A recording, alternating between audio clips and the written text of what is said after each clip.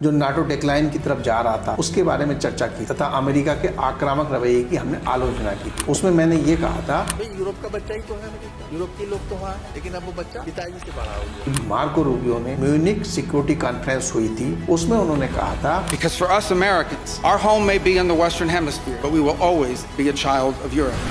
Next level. नमस्कार साथियों, तो आज की परिचर्चा में हमारे साथ हैं प्रसिद्ध लेखक एवं अंतर्राष्ट्रीय मामलों के विशेषज्ञ कपिल ईशापुरी जी। तो आज उनसे हम चर्चा करेंगे उनके द्वारा कुछ की गई टिप्पणी एवं अमेरिकी विदेश मंत्री मार्को रूबियो के भाषण के संबंध में। तो सर ये बताइए, आपने 23 जनवरी को नाटो से संबंधित अपनी एक वीडियो में ऐसा क्या कहा था जो अमेरिकी विदेश मंत्री मार्को रूबियो ने बाद में कहा? 23 जनवरी को नाटो से संबंधित एक वीडियो हमने अपलोड किया था। उसमें हमने नाटो देशों में अमेरिका के रुख की वजह से जो बदलाव आ रहा था, जो नाटो डेक्लाइन की तरफ जा रहा था, उसके बारे में चर्चा की थी तथा अमेरिका के आक्रामक रवैये की हमने आलोचना की थी। उसमें मैंने ये कहा था कि भाई अमेरिका यूरोप का बच्चा ही तो है, अब वो बच्चा बड़ा हो गया है तथा उसके पिता बूढ़े हो गए हैं, इस तरह की बात की थी। तो ऐसी ही भाषा का उपयोग अमेरिकी विदेश मंत्री मार्को रूबियो ने 14 फरवरी को जो म्यूनिक सिक्योरिटी कॉन्फ्रेंस हुई थी, काफ़ी बड़े बड़े लोग, काफ़ी बड़े बड़े राजनयिक वहाँ पहुँचे हुए थे, उसमें उन्होंने अपनी एक महत्वपूर्ण भाषण दिया था। उसमें उन्होंने कहा था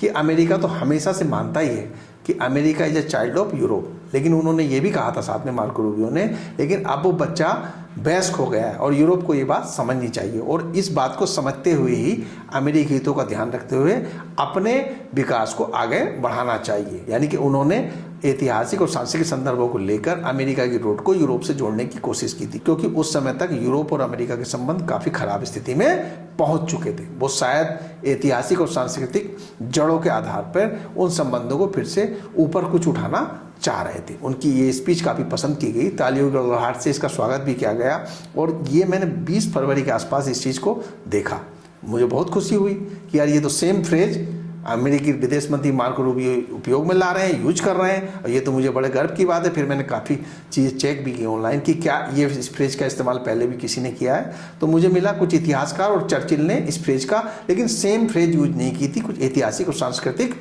संतान के रूप में उपयोग किया था, ऐसे सेम फ्रेज यूज नहीं की थी। एक आध जगह मिला भी कुछ ऐसा, लेकिन उसके पक्के स्रोत नहीं मिले थे कि कुछ ये जो अमेरिका यूरोप का बच्चा है ये किसी ने कहा है टेक्स्ट बुक में 1911 में ये मिला है, लेकिन इसका कोई वास्तविक संदर्भ नहीं मिला। कुछ लोगों ने कहा कि नहीं कहा है। अगर ये कहा भी हो, लेकिन ये जो अगला सेंटेंस उन्होंने मार्को रूबियो ने यूज किया है कि अब वो बच्चा वयस्क हो गया, ये तो निश्चित रूप से हमारे वीडियो से उठाया गया, निश्चित लग रहा है। हो सकता है 1% में गलत हो, लेकिन मैंने काफ़ी रिसर्च के बाद ये पाया ये फ्रेज निश्चित रूप से हमसे ही लिया गया, क्योंकि 1911 में अगर किसी ने कुछ मिलता जुलता कहा भी है तो 1911 तक वो नहीं पहुँचे होंगे, ज़रूर हमारे वीडियो क्लिप्स उन तक पहुँची होंगी और ये बड़ी खुशी की बात है। ये कुछ मैं ये नहीं कह रहा कि उन्होंने हमारी चीज़ ली, इसमें कुछ गलती है, तो अच्छी बात है कि हमारे विचार अमेरिका से होते हुए म्यूनिख तक पहुँच गए, तो बहुत खुशी की बात है। लेकिन सर ये बात मार्को रूबियो तक पहुंची कैसे?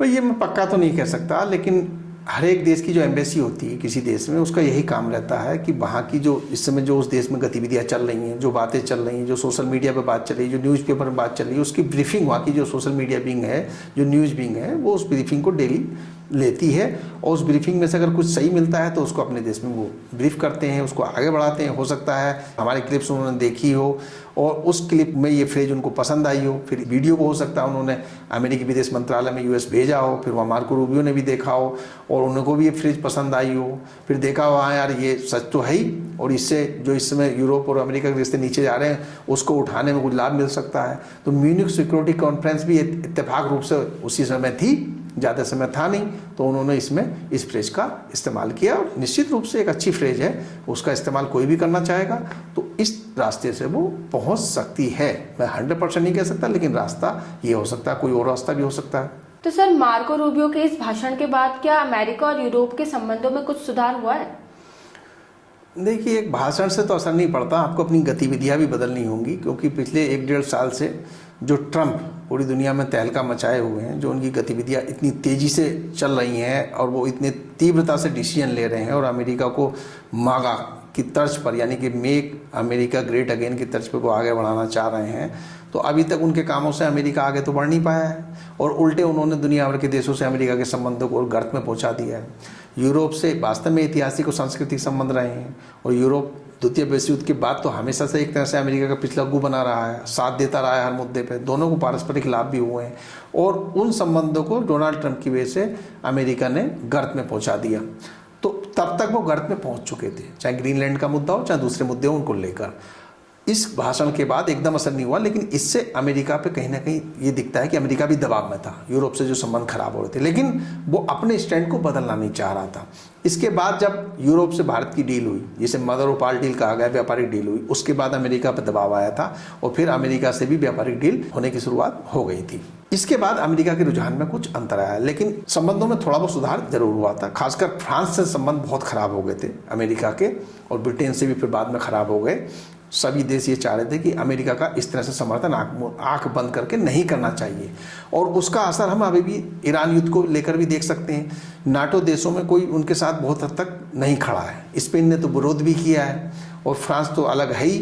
ब्रिटेन अब अपना एक युद्धपोत साइप्रस की तरफ रवाना किया है, और बीच में डोनाल्ड ट्रंप को लगा था कि हम युद्ध जीत गए हैं, तो उन्होंने कहा था हमें ब्रिटेन की सहायता की जरूरत नहीं। बहुत जल्दी वो आत्मविश्वास से भर जाते हैं, आसमान में पहुंच जाते हैं। इसी वजह से आज उनकी गलत रणनीतियों की वजह से ईरान हावी होता दिख रहा है। तो उनके जो डिसीजन हैं वो एकाएक होते हैं और वो सारी बातों को सबके सामने रख देते हैं, जबकि कूटनीति के स्तर पर ऐसी बातें सबके सामने एकदम से नहीं रखनी चाहिए। इसका कई बार उनको लाभ भी मिलता है, कई बार दुश्मन भी उनकी इस मानसिक दशा को पढ़कर लाभ उठाते हैं। जैसा इधर ट्रंप बोल रहे हैं कि युद्ध हम जीत चुके हैं, जल्दी खत्म करेंगे, तो इससे दुश्मन अनुमान लगा सकता है कि वो दबाव में है। तो वो ये नहीं समझ पा रहे हैं कि एक देश को, जो कि अमेरिका जैसा शक्तिशाली देश है, उसको किस तरह से आगे बढ़ाया जाए। पहले राष्ट्रपति भी हुए हैं, पहले भी लोग हुए हैं, पहले भी अमेरिका महान था, ऐसी बात नहीं, यही महान बना रहे हैं। हाँ, चीन की वजह से और अब भारत भी उभर रहा है, उसकी वजह से उसकी जो एक ध्रुवीय स्थिति थी वो कमजोर हुई है, तो उसे वो रोक नहीं सकते हैं, और एकाएक तो बिल्कुल नहीं रोक सकते हैं। तो ये इस फेज के कारण बहुत बड़ा बदलाव नहीं आ सकता है, लेकिन